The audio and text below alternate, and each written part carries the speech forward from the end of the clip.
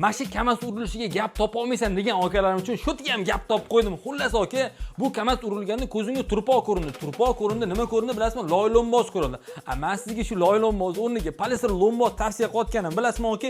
Xullas, tomingiz tepasida aka loy-lo'mboz qilingan. Uyingiz dim bo'lib ketishiga shu sababchi yoki uyingiz yozda so'mayotganligi, qishda ismayotganligi shu lo'mboz sababchi desam ishonasizmi aka? Xullas aka, uyingiz issiqligi to'g'ridan-to'g'ri tepaga qarab harakatlanganda, issiqlik tepaga chiqib ketsa, qishda isitolmaysiz aka. Yoki bo'lmasa uyingizni sovutaman desangiz, sovuqlik qiqirib chiqib ketib qoladi, uni ham topolmaysiz. Xullas, hamma narsa mana shu tepada bo'ladi.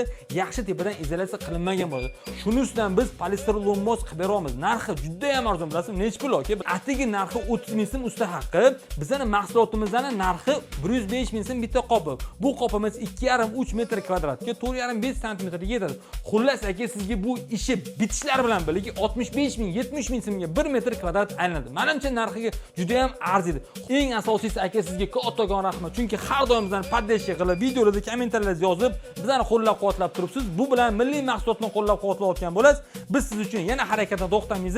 Eng asosiysi sizni issiq sovuq o'rayotganlar. Yomon-yomon domlamayman aka. Assalomu alaykum.